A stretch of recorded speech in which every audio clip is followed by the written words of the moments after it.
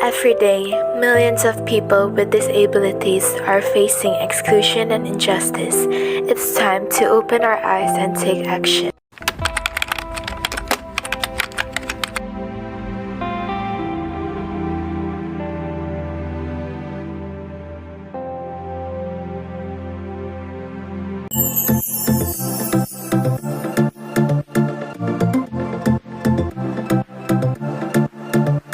For children with ASD and ADHD, communication and social skills can be especially challenging for them. These skills often involve interacting with others, and in culture like Indonesia, where social harmony and also respecting others are highly valued, these children may actually receive more corrections from adults who want them to behave according to the social norms. These corrections usually come from a good intention. Parents are trying to help their children to fit in and be accepted. However, while guidance is important, what often gets missed is the opportunity to catch them doing something good. When a child shares a toy, takes turns, greets other people appropriately, we might overlook it because it's expected. But for these children, those moments are actually big wins. If all they hear are corrections like "don't do that," "stop," "don't say that," and never get recognized for doing the right thing, it can affect how they see themselves. Family dynamics are crucial. The way a family responds to a child's disability can shape their entire emotional and psychological well-being. Like, example, parental attitudes. These are important. Some parents might feel overwhelmed for having to take care of their disabled child, or even feel guilty for letting them, be born. And that emotional stress can sometimes be passed on to the child. On the other hand, parents who focus on supporting their child's growth and independence create a much healthier environment, helping these children to success. And of course, sibling relationships as well. When siblings are understanding, patient, and supportive, it helps create a positive environment for the disabled child.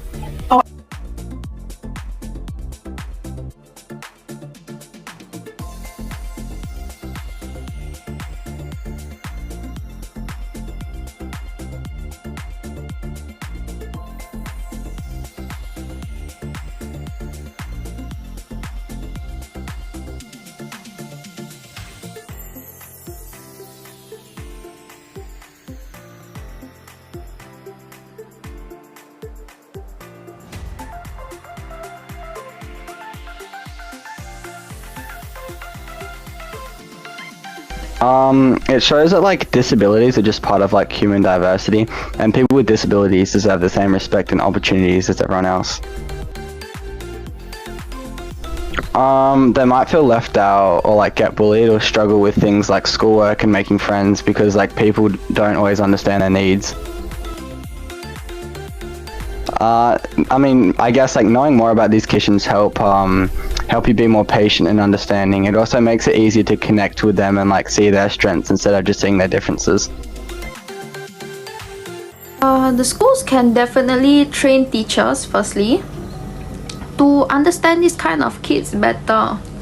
So when you train this kind of teachers to understand them better, it also helps them teach them the knowledge of their struggle, so they can adjust their teaching methods also to the fact that the kids with this kind of special needs will be able to understand the lesson well, and also get the emotional and help that they need. I think it's important that you understand them, so definitely the advice will be do some research on their disabilities.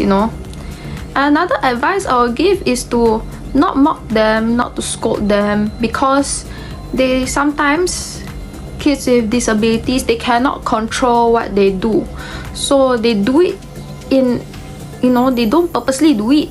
So you have to understand them, you have to do your research on them, and just don't get angry at them often, because you understand they are different, they are unique in their own way. So that's the kind of advice.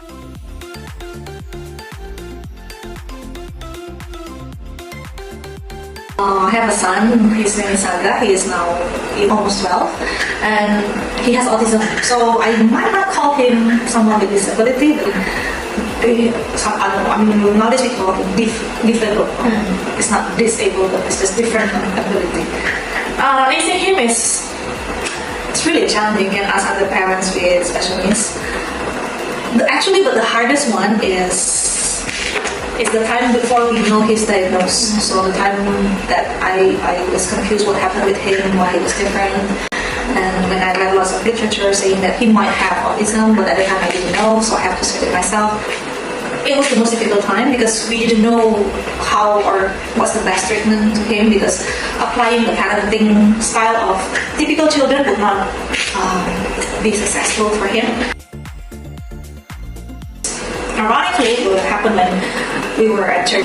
So there was one day, we came early because we knew that my son who was quite hyperactive, so he moved a lot, and he sometimes had some voices, saw certain voices. But at the time, the pastor during the sermon made a joke. So the congregations were laughing because it's funny. So he also felt the vibe. So he also laughed. The thing is that when other congregations stopped laughing, he was still laughing. So he didn't stop laughing, and then he made some noises. So one of the officers came to us, and so basically we were in town.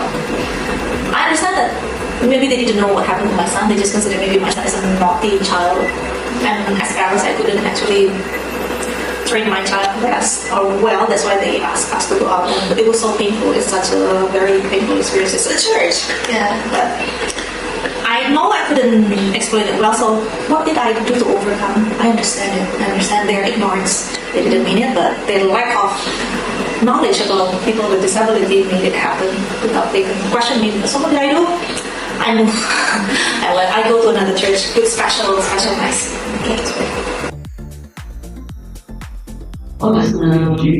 I sent him to the therapist before when he was 3 years old until he is at the primary one. It's every day. Then it's quite helpful. And then after that, I sent him to Thank you, ma'am. My biggest insecurity is my legs. So I decided, hey, if that's my biggest insecurity, then I'm gonna start a gene line. And all of the pictures are based around my genes and my legs and other pics. And that's where I realized that it's okay to be different. Because once you embrace it, your entire world changes. People mean they allow to react to me a lot of times. So like I make little jokes like, hey, calm down, it's okay.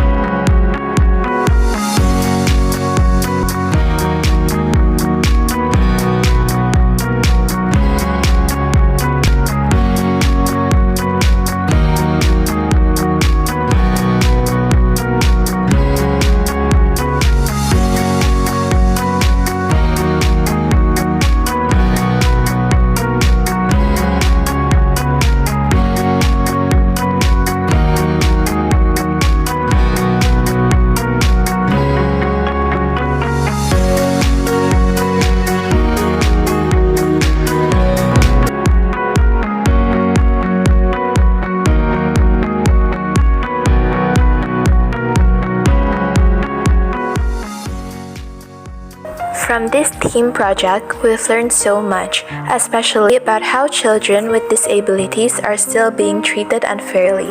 We saw things from the eye of parents, psychologists, and even fellow teenagers, and it really opened our minds. Through our research, including Google Form surveys, we found that many people still lack knowledge on how to properly treat children with disabilities. But through our brochure, we've helped spread awareness, and many people now understand better on how to show respect and kindness.